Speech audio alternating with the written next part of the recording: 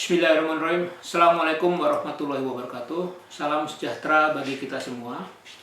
Perkenalkan, nama saya Dr. Al-Mukhalif Suryo. Saya merupakan salah satu dosen tetap di program studi Strategi Perang Semesta, Fakultas Strategi Pertahanan, Universitas Pertahanan Republik Indonesia. Pada kesempatan ini, saya akan menyampaikan mata kuliah yang saya ampu, yaitu History of War atau Sejarah Perang. Sebagai dosen, saya telah menetapkan Tridharma perguruan tinggi, yaitu pengajaran, penelitian, dan pengabdian kepada masyarakat. Dalam memberikan pengajaran kepada mahasiswa, saya menggunakan teknik pengajaran dengan metode DIA atau Delivery, Interaction, dan Assessment. Yang dimaksudkan delivery di sini adalah penyampaian materi pembelajaran kepada mahasiswa, di mana saya menyiapkan materi secara terbuka dengan mengunduhnya di LMS agar mahasiswa dapat mempelajari sebelum perkuliahan dimulai, kapan saja dan di mana saja.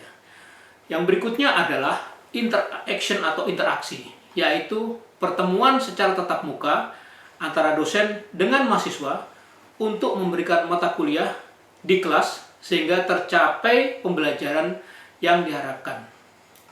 Yang selanjutnya adalah assessment, yaitu pemberian tugas terstruktur yang direncanakan seperti dengan memberikan case study dan kemudian untuk mengukur kemampuan mahasiswa dalam menerima mata kuliah secara objektif. Sebelum masuk ke dalam sistem pengajaran yang saya terapkan, terlebih dahulu saya akan menjelaskan mata kuliah yang saya bawakan, yaitu sejarah perang. Mata kuliah ini merupakan mata kuliah wajib universitas berbobot 2 SKS yang diberikan di semester 2, yaitu materi pembelajaran sejarah perang.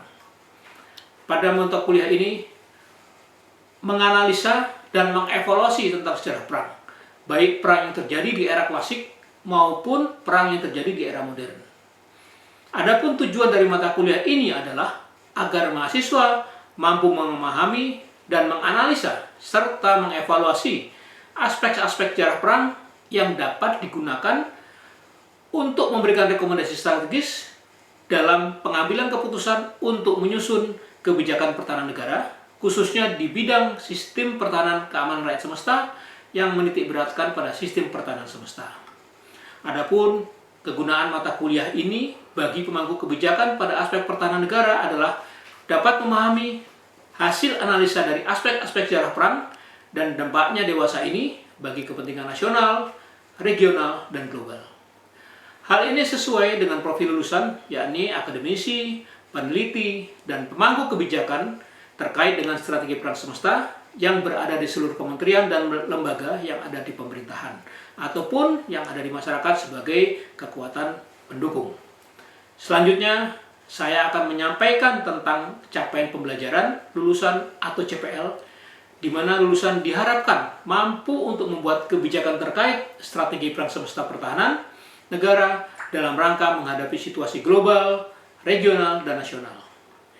Capaian pembelajaran ini kemudian diturunkan menjadi capaian pembelajaran mata kuliah atau CPMK, dan kemudian CPMK ini diturunkan lagi menjadi sub CPMK. Dari CPMK ini dibagi ke dalam 14 kali pertemuan di luar ujian tengah semester dan ujian akhir semester. Adapun sub CPMK terdiri dari 12 bagian dari 14 pertemuan karena ada satu sub CPMK yang digunakan untuk 2 pertemuan. Adapun sub CPMK yang pertama yaitu mahasiswa mampu menguasai dan menganalisis teori-teori dan filsafat perang.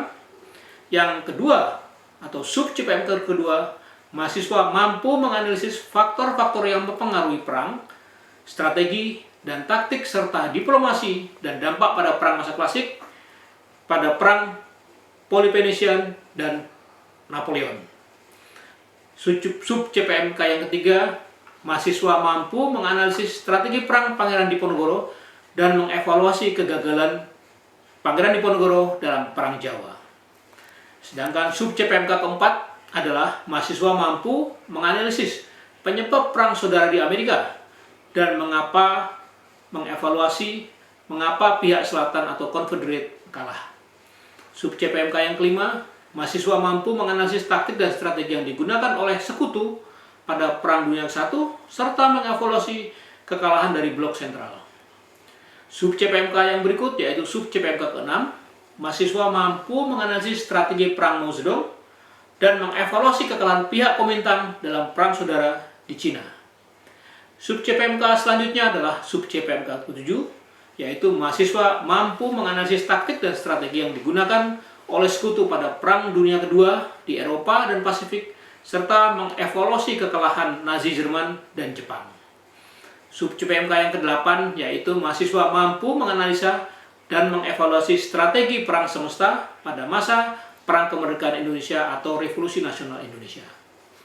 Sub CPMK berikutnya adalah sub CPMK ke-9, yaitu mahasiswa mampu menganalisa hubungan Trikora dengan perkembangan situasi terkini di Papua dan mampu memberikan rekomendasi strategis penyelesaian Papua saat ini dikaitkan dengan strategi perang semesta.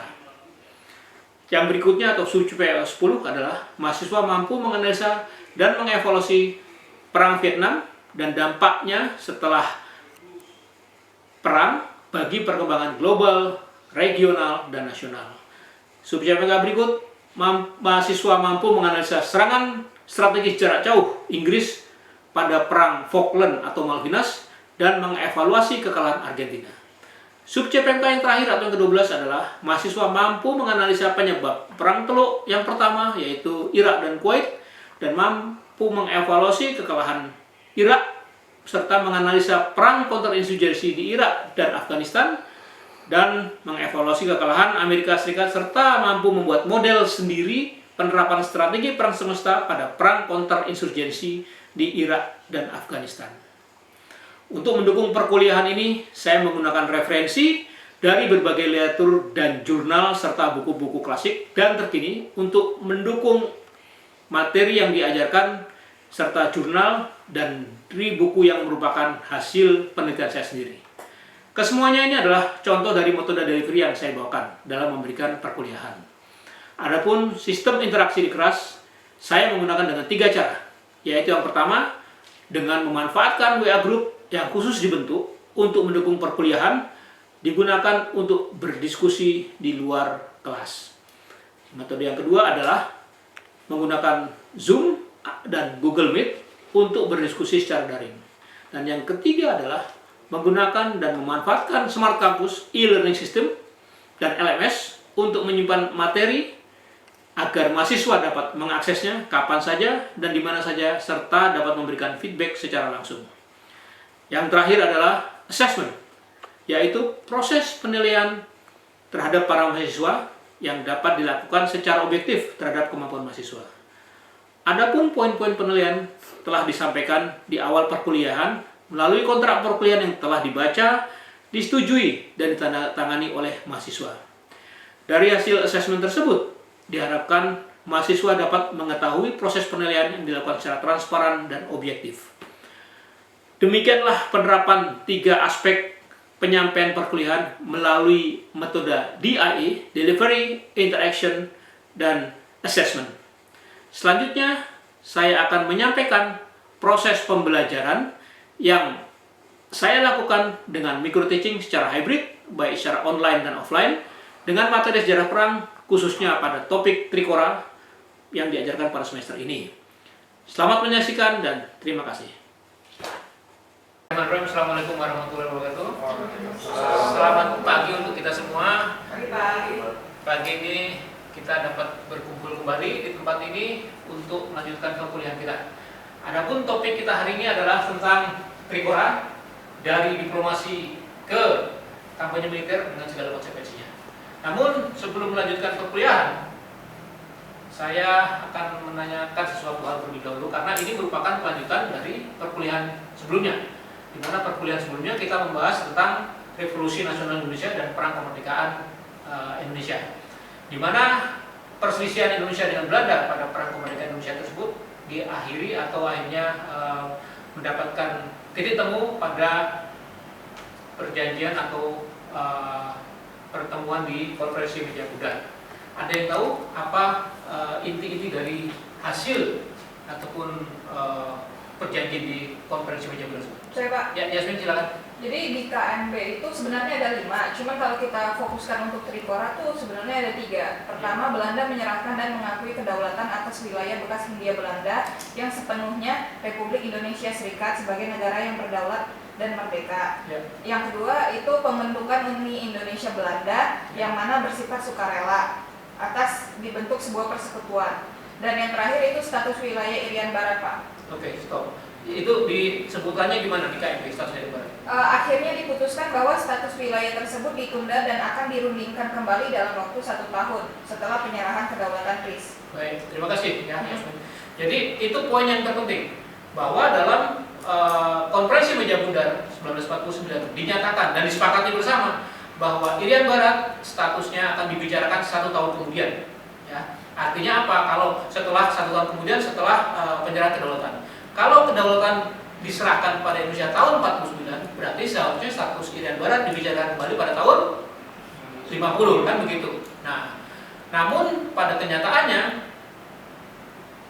tidak seperti yang dijanjikan oleh Belanda.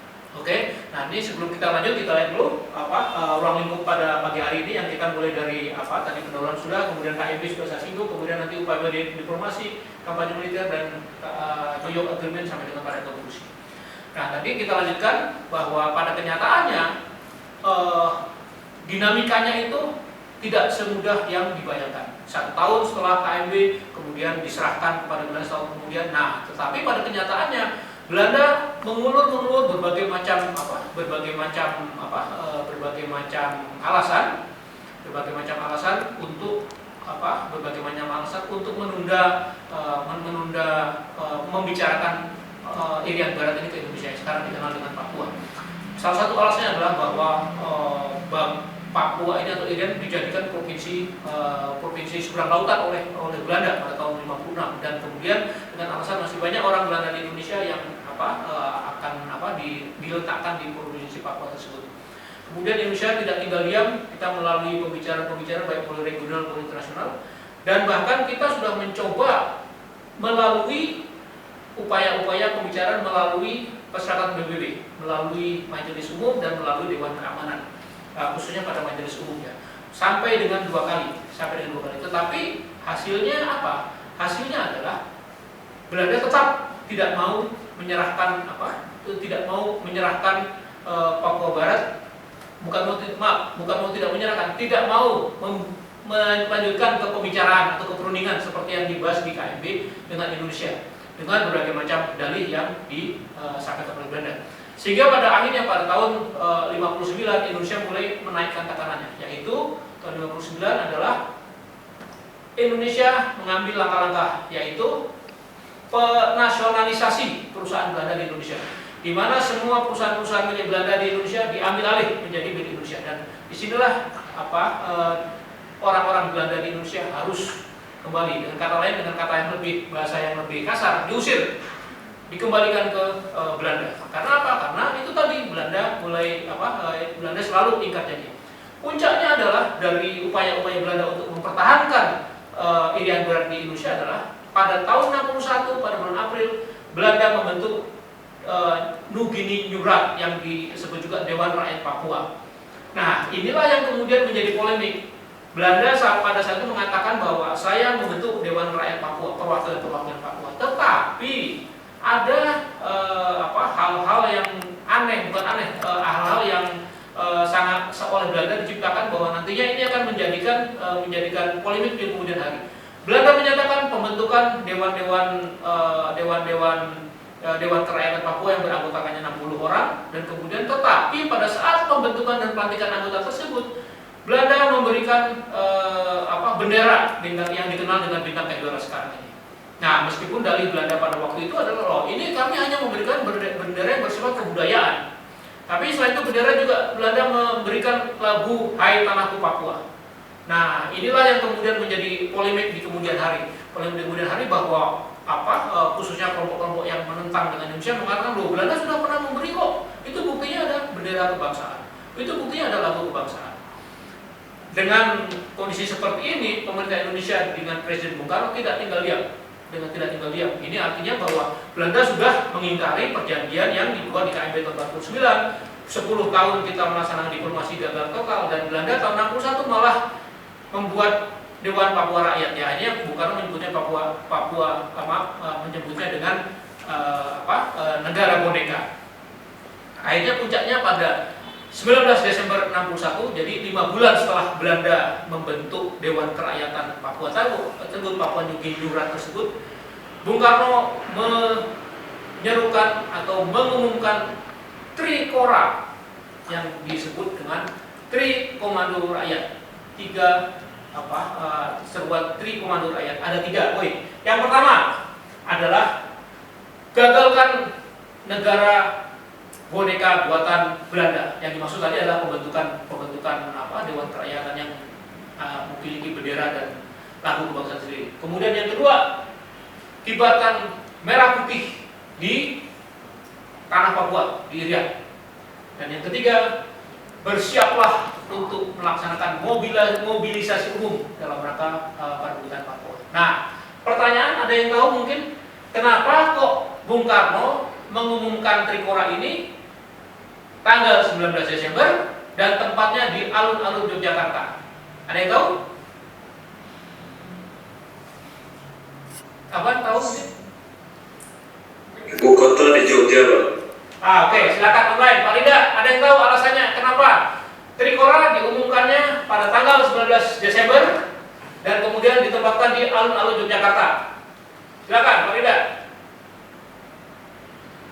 Ya Pak, setelah KMB itu kan semuanya diris, kemudian ini tuh diminta untuk dicuti dan ada itu. Selanjutnya ketika tetap pindahkan di Jogja, maka setelah ada informasi intelijen bahwa pergerakan di Belanda itu hanya kamuflase dan tipu-tipu saja sampai 57 dan 61, maka ya akhirnya Pak Nas juga menginformasikan supaya dipercepat untuk merebut kembali dan Barat dan melakukannya dengan mengumumkan Trikora itu. Oke. Terima kasih. Ada yang bisa memperkuat lagi? Kenapa Bung Karno memilih tanggal 19 Desember? Ada yang tahu? Ingat 19 Desember ini tanggal apa? 19 Desember ini bertepatan dengan agresi militer Belanda kedua, penyerangan ke Yogyakarta. Nah, itulah kenapa Bung Karno juga kembali mengumumkannya di Yogyakarta, karena dia mengambil semangat atau mengingatkan kembali 19 Desember agresi militer Belanda kedua di Yogyakarta. Nah, inilah yang kemudian kemudian menjadi momen untuk disampaikannya Trikora. Nah, tetapi ibaratnya Bung Karno berani mengumumkan Trikora, ya dia konsekuensinya adalah kita Indonesia harus bersiap untuk menyerang Belanda, kan begitu, mengadakan untuk memperkuat angkatan perangnya. Karena Belanda pada waktu itu merupakan aliansi dari blok Barat, dan tentunya blok Barat juga tidak mau memberikan begitu saja penjualan senjata di Indonesia, karena Indonesia sudah menjajaki. Pada waktu itu kepala stafnya adalah Pak Ahana Sution. Beliau sudah berkeliling ke negara-negara Barat untuk mencari penjajakan penjualan senjata, dan akhirnya yang mau memberikan loan sekitar 40 juta US dollar Amerika pada saat itu, yang nanti dibayar secara angsuran cicilan dengan tidak bunga yang terlalu tinggi. Rusia memberikan bantuan tersebut, loan yang sebesar 40 juta US dollar pada waktu itu tanpa syarat, dan itulah akhirnya kita membeli MiG-17, MiG-21, kapal perang, kemudian membeli satu bom Tu-16 Badger yang sangat ditakuti, dan berbagai macam peralatan. Nah, itulah kemudian melimpah ruah persenjataan Indonesia, dan muncul kita sebagai kekuatan paling kuat di Asia Tenggara, karena memang kita dalam rangka persiapan tersebut. Nah, konflik semakin tinggi karena tadi sudah disampaikan itu bahwa Indonesia tadi perintah dari Bung Karno Trikora adalah kibarkan bendera merah putih di Papua. Kita melakukan infiltrasi. Ada beberapa tahapan yang dilakukan, yaitu tahap pertama melalui infiltrasi terlebih dahulu. Jadi kita mengirimkan pasukan-pasukan untuk melakukan infiltrasi. kemudian akan dilanjutkan dengan eksploitasi. Ini rencananya adalah setelah infiltrasi mengkondisikan situasi di sana, eksploitasi dengan pasukan menyerang ke sana, dan setelah itu adalah konsolidasi, kan begitu. Nah, pada tahap infiltrasi ini ada apa? Kita menerjunkan pasukan khusus dan pasukan infanteri termasuk pasukan gerak cepat yang sekarang dikenal Kopasgat di TNI AU, dulu namanya PGP, diterjunkan di wilayah Papua, wilayah Iran pada waktu. Dan yang paling kita kenal adalah dengan operasi yang mungkin kita pernah dengar, Operasi Naga. Operasi Naga itu diterjunkan di Merauke, ya. Di Merauke dipimpin oleh Pak Benny Murdani. Itu yang kalau kita dengar ceritanya puluhan beberapa bulan kehilangan kontak, tetapi karena pada waktu itu belum seperti sekarang yang bisa kita berkomunikasi dan sebagainya. Yang beberapa bulan tidak bisa kontak, ternyata mereka melakukan infiltrasi terhadap Belanda. Itulah kemudian Belanda terus menunda. Bahkan kalau kita mau bicara teori konspirasi nih, teori konspirasi ini ada kematian Sekjen PBB Dag Hammarskjöld di Kongo itu karena salah satunya ini kalau kita bicara teori konspirasi, karena Dag Hammarskjöld itu dulu ingin negara-negara yang statusnya belum jelas akan diperjelas, kan begitu. Nah, tapi Amerika kan ada kepentingan juga seperti itu. Ini teori seperti itu. Nah, kemudian deadlocknya diplomasi tadi itu karena kita sudah beberapa kali upayanya, mulai dari tingkat regional sampai di PBB itu 2 kali sidang Dewan Keamanan kita 2 kali, tapi kita kalah, kan begitu. 2 kali kita kalah. Nah, akhirnya karena Bung Karno selaku Presiden Indonesia melihat kita 2 kali kalah, itu tanah saya, pulau-pulau saya, wilayah saya, kenapa kita yang kalah, kan begitu. Karena dalam hukum internasional sudah jelas asas utis possidetis juris, artinya wilayah-wilayah yang diduduki oleh penjajah sebelum ketika diserahkan maka semuanya akan menjadi wilayah negara tersebut. Ini kan tidak seperti itu.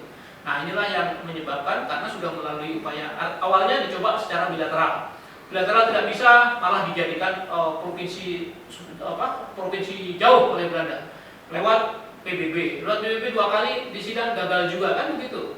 Dan akhirnya Belandanya membentuk Dewan Kerakyatan Papua New Guinea RAT itu yang dengan memberikan national anthem, kemudian bendera yang menurut mereka ini bendera budaya saja, kan begitu. Tapi kenyataannya kan malah tidak. Oke, kemudian Pak, untuk hard power ya tadi ya terkait penyerangan gitu. Kita kan juga mendapatkan banyak alutsista gitu dari Soviet gitu Pak, berupa ya pesawat, kapal selam, kapal permukaan. Apakah itu kan berupa peralatannya gitu Pak? Nah, apakah jenderal-jenderal kita yang merancang strategi penyerangan ini itu juga belajar dari Soviet kah atau dari Barat yang justru kan dari pihak Barat sendiri sudah sering udah beberapa kali lah melakukan invasi dari laut gitu, kayak di Normandia, di Pasifik itu kan banyak, sedangkan Soviet itu kan nggak ada. Nah, kalau alatnya dari Soviet, apakah pemikiran strateginya itu kita belajar dari Soviet juga atau dari Barat atau memang dari? Jadi gini, ketika pasca Perang Dunia Kedua di Eropa pembangunannya ada apa namanya? Masih ingat? Marshall Plan itu kan George Marshall, dia menteri keuangannya, dia Kepala Staf. Awalnya kepala staf, tapi ketika pada masa itu dia sudah jadi seperti penasihat keuangan. Dia membantu negara-negara yang diserang sekutu itu kan yang hancur oleh serangan Jerman, dia dibangun oleh Amerika melalui Marshall Plan tersebut, termasuk Belanda itu kan begitu. Nah, ini juga termasuk ada negosiasi di sini kalau kita bicara teori konspirasi. Nah, kalau kamu nggak mau menyelesaikan pokok, kamu program Marshall Plan-nya akan disuspend, kan begitu. Yang pertama. Nah, untuk negara-negara di Asia yang bekas penjajahan-jajahannya negara-negara Eropa yang terdampak perang, dia tidak diberikan Marshall Plan, tetapi dia diberikan bantuan pelatihan militer ke Amerika. Nah, makanya kalau kita lihat West Point belum ada, Liverpool, Fort Benning. Makanya kalau kita lihat Pak Ahmad Yani itu berangkat ke Fort Benning itu tahun 57 di Panjang itu sebagainya. Itulah upaya. Nah, sebenarnya ketika Tripora ini dia sebenarnya doktrinnya Barat, tapi senjatanya alutsista. Oke ya, jelas awalnya? Upaya-upaya informasi. Nah, akhirnya kita sampai pada kesimpulan bahwa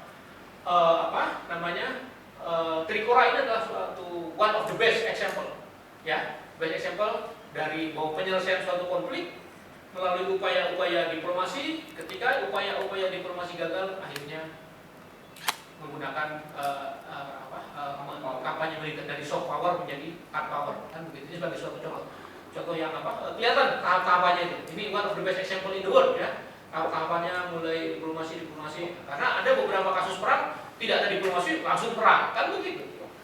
Kemudian yang berikutnya lagi adalah ini adalah kejadian pembentukan Dewan Rakyat Papua ini yang Belanda membuatnya boleh dikatakan secara ilegal. Karena apa? Karena itu secara hukum internasional uti possidetis juris itu Irian masuk wilayah Indonesia, kan begitu. Kan? Nah, pembentukan pembentukan Dewan Rakyat Papua oleh Belanda tersebut yang secara ilegal memberikan lagu kebangsaan, kemudian memberikan bendera, ini akhirnya menjadi bom waktu sampai sekarang, kan begitu. Sehingga meskipun kita juga secara internasional sudah sah, kemudian juga kita berjasa, tetapi bagi kelompok-kelompok yang anti atau tidak suka dengan bergabungnya kembali Irian ke Papua Indonesia, mereka menggunakan senjata ini loh, kan sudah pernah diberikan oleh Belanda sebagai itu. Sebelum mengakhiri perkuliahan kita pada hari ini, ada satu tugas yang harus dikerjakan mahasiswa, yaitu membuat tugas esai perorangan kurang lebih sekitar 1000 kata dengan topik membaca Papua hari ini lewat kacamata Trikora, dari kampanye militer ke kesejahteraan Papua. Ada beberapa catatan yang harus diperhatikan. Mahasiswa diharapkan menganalisa dan mengevaluasi apakah kebijakan otonomi khusus saat ini telah menjawab akan masalah historis sejak era Trikora, kemudian bagaimana keterkaitan historis dan fakta empirisnya, dan bagaimana dasen dan dasolennya. Silakan mahasiswa menggambarkan sendiri. Demikian pelajaran kita hari ini. Terima kasih dan Assalamualaikum warahmatullahi wabarakatuh.